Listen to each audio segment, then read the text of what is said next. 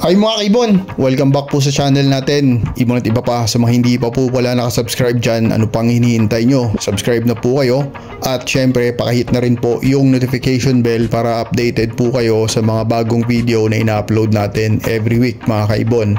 At yung FB page po pala natin, huwag nyong kalimutang i-follow, like and share din po mga kaibon. Kasi doon po tayo nagbibigay ng announcement. Sabi ko nga parati, fertile na itlog, inakay, tsaka ibon. Pag may available po, namimigay po tayo doon. Katulad last week, namigay po tayo doon sa mga Shopee supporter natin ng isang pares. Kaya napaka-importante po na mag-follow din po kayo sa FB page natin. At speaking nga po sa Shopee, mga supporter natin, grabe, nagpapasalamat po talaga tayo kasi todo support po sila. Kaya nagpapasalamat po kami ng sobra-sobra sa inyo mga kaibon. Positive comment, continuous na pagbili sa shop natin. Maraming salamat po sa suporta nyo mga kaibon, especially sa mga nag-iwan ng mga positive review, ng mga magandang comment. Maraming salamat po sa solid na suporta nyo mga kaibon. Ngayong week na to mga kaibon, napaagadan din po ng ating topic kasi di ba last week yung mga mutation na kahit may pera tayo hindi natin bibilhin. Ngayon magbibigay na naman tayo ng listahan na naman ng mutation. Siyempre pag may pera po tayo, ito po yung mga mutation na bibili natin. Tayo po, meron po tayong, ako personally po, may 8 po akong mutation na gusto lang i-maintain sa ibunan natin. Opinion po natin to mga kaibon, kaya kung gusto nyo rin magkaroon ng listahan, sulat nyo rin po sa comment section mga kaibon, kasi opinion nyo po yan po yung mutation na gusto nyo mga kaibon. Okay? At by the way pala mga kaibon, this coming Saturday, nasa Tagaytay po tayo. This coming Saturday mga kaibon, pag may gusto dyang magpasabay ng ibon, baka may available tayo, PM lang po sa FB page natin mga kaibon. Okay? At syempre, bago tayo magsimula sa napakagandang topic natin mga kaibon, magsa-shoutout muna tayo sa mga solid supporter natin. Sa shoutout po kayo namin kasi kayo po parating sumusuporta sa amin, at syempre kung hindi dahil sa inyo, hindi tayo papatuloy mga kaibon. Okay? Yeah, ito na. Okay, ngayon syempre i-shoutout na po natin yung mga solid na sumusuporta sa channel natin.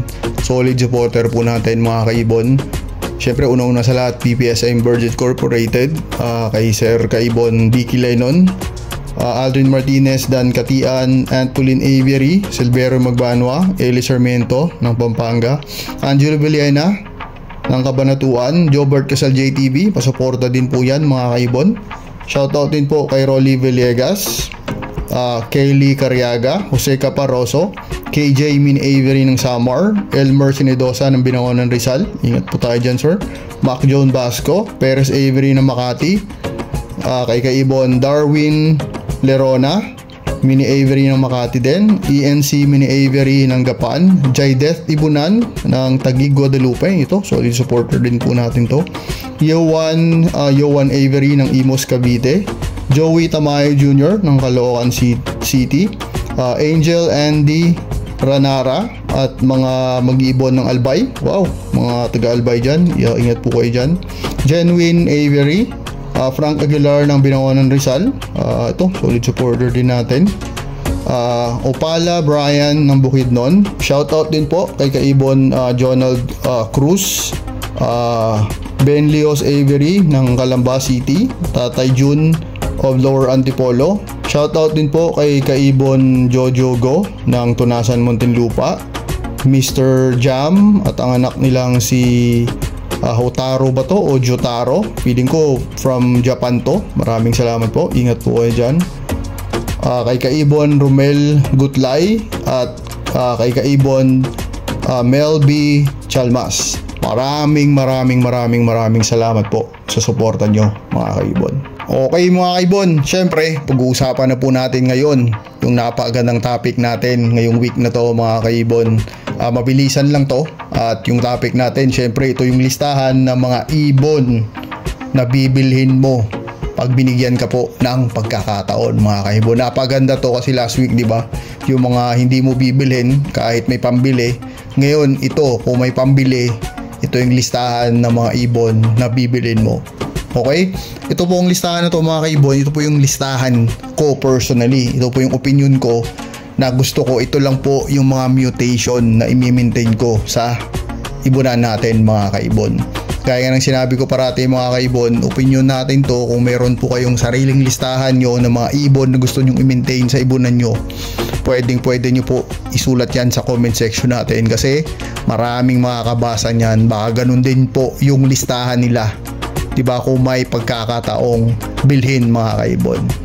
Okay, umpisahan na natin, mga kaibon, in any order actually to, pero umpisahan natin sa number 8 kasi tayo po, sabi ko nga, ito lang yung gusto kong i-maintain na mga mutation sa ibonan natin, mga kaibon. Una-una sa lahat dito, or ito yung number 8 natin, is yung syempre Parblo Opadan o Opadan, mga kaibon. Actually, gusto natin to i-maintain sa ibonan natin, mga kaibon, kasi ito yung mutation na napakaganda, di ba? I-mix o i-crossbreed sa mga bagong mutation ngayon. At syempre, in demand po to. Maraming naghahanap nito. Ang downside lang nitong mutation na to is napakasela, napakahirap i-breed ng mutation na to. Pero pag nakapagpalabas ka naman po, tuloy-tuloy naman na, mga kaibon. Okay, yun po yung pang-8 sa listahan natin. Yung pang-7 po is Parblo Opa Pale Faded o Parblo Opa PSL, mga kaibon. Bakit kaya? Ito po yung mutation actually na, mga kaibon, na napakaganda sa mata. Yung flight feathers niya, pag nakita nyo sa personal, napakaganda. At ito yung mutation na malinis yung ulo, mga kaibon. Hindi ko alam sa mga may ibang hawak na pale faded na mutation. Nakita ko iba medyo may bahid, pero sa karamihan ng pale faded po, napakalinis na mutation. Kaya napakaganda din po ibangga sa mga bagong mutation natin. Kasi meron, di ba, meron tayong aqua opa na pale faded, mga kaibon. Solid po nun, mga kaibon, sa personal. Napaka solid ng ulo, napakalinis po, napakagandang ibon. Kaya isa po to sa bibilhin natin pag binigyan tayo ng pagkakataon, mga kaibon. Okay? Number 6 po, mga kaibon, is Parblo Opa Dilute. Bakit kaya Parblo Opa Dilute? Yung dilute, medyo bumababa na yung presyo ng dilute. Diba, mga kaibon, kung napapansin nyo? Para sa akin po, mga kaibon, diba, gaya ng sinasabi ko parati, hindi ko po tinutuldukan yung mutation kahit anong baba pa ng presyo niyan, mga kaibon. Kasi hindi po natin alam.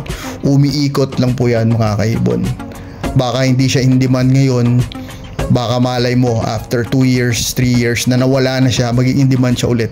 Kasi yun yung minsan nangyayari o kadalasang nangyayari, mga kaibon. Kaya yung Parblo Opa Dilute, kahit anong mangyari, i-maintain ko to, mga kaibon. Meron actually tayo dyan, mga kaibon, nagbi-breed pa rin tayo nyan, mga kaibon.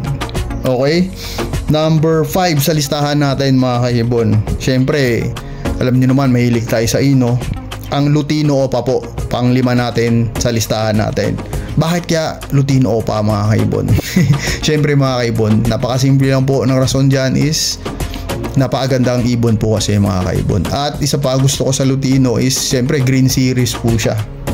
Pag binanggaan nyo siya sa mga bagong mutation ngayon, napakaganda ng kalalabasan niya, mga kaibon. Kasi green series po siya at solid po pag nagbuga ang Lutino Opa line. At syempre, may mga nag-aanap pa rin, mga kaibon. Kahit walang maghanap, nandito pa rin yan, i-breed pa rin natin yan, mga kaibon. Okay, yung pang-4 sa listahan po natin, mga kaibon, is syempre Crimino Opa. Tinatanong pa ba to, mga kaibon? Syempre yung Crimino Opa, dami nag-aanap pa rin ito, in demand pa rin to, sobrang daming nag-aanap nito, mga kaibon. May buying to parate, mapa-local.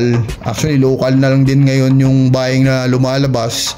Kasi yung mga abroad na buying, medyo tahimik na. kasi medyo kayang-kaya na supplyan ng ibang mga breeder. May bumibili pa rin mga kaibon, hindi lang talaga lantaran na ngayon sa Facebook. Kasi umiiwas na rin sila, nagbabaying na sila. Gusto nilang tumulong, marami pa ring basher. Mas mabuti pang tahimik na lang. Yun na lang yung ginagawa nila ngayon mga kaibon.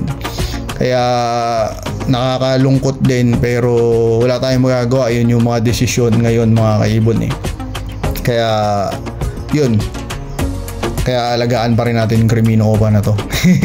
Kaya kasi siyempre ito na pa rin po yung binabangga ngayon sa mga bagong mutation natin, at napakaganda naman talaga ng Crimino Opa mga kaibon. Ako kahit may buying o walang buying nito, sa gagaya ng Lutino, alagaan ko pa rin to mga kaibon. Okay, pang-tatlo sa listahan natin, syempre Aqua. Ano pa ba yung susunod dito is Opa Aqua mga kaibon. Sa Opa Aqua mga kaibon, pipili lang ako ng onte dyan. Syempre may mga crosses na yan, pero alam nyo naman na siguro kung ano yung pipiliin natin dyan. Syempre yung mga Aqua Ino, mga ganun na mga mutation mga kaibon, kasi yun po yung baga base blood natin dito kung baga yun yung mga bloodline na pinaparami natin, kaya dun po tayo magpo-focus mga kaibon.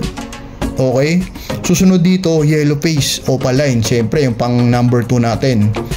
Ano pa kaya yung pang, di ba, ano pa isusunod natin sa Aqua? Syempre Yellow Face Opaline na mga kaibon. Bakit natin nasabing Yellow Face Opaline?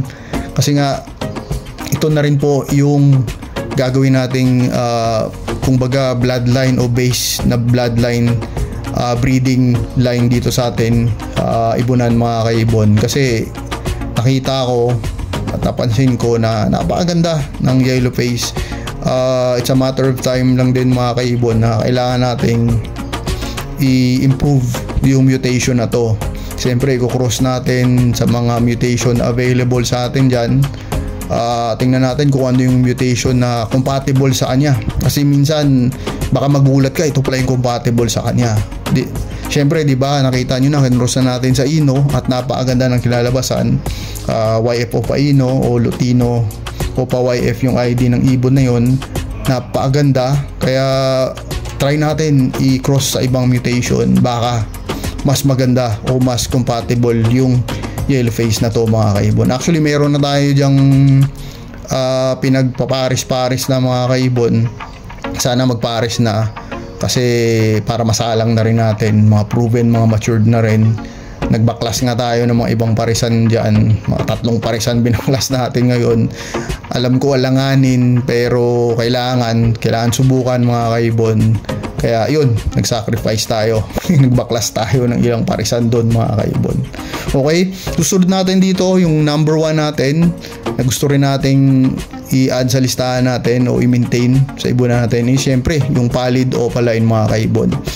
Pallid Opaline, no doubt or no question mga kaibon, napakagandang ibon to mga kaibon. Sobrang ganda, it's just that napakamahal lang mga kaibon.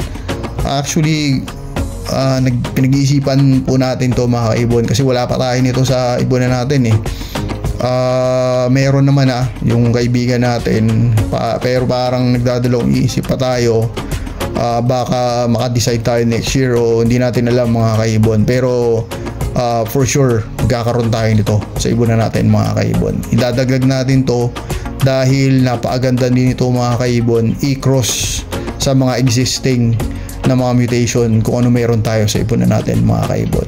Okay, yun lang po yung 8 ibon o 8 mutation na gusto po natin i-maintain sa ibonan natin o sinama natin sa listahan natin kung pwede, di ba? Kung pwede nating bilhin silang lahat mga kaibon. Yun lang po yung sa akin mga kaibon.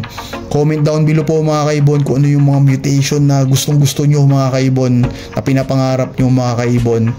Kasi may mga makakabasa dyan at baka parehas kayo ng mutation na gusto. Okay mga kaibon, sana po nag-enjoy kayo sa munting topic natin ngayong week. Kita-kits po sa Tagaytay if may mga subscriber tayo doon. God bless po sa buong pamilya nyo. God bless po sa lahat ng mag-iibon. God bless po sa lahat ng minamahal nyo sa buhay. See you next time po. Ibon at iba pa. Maraming salamat. Bye po.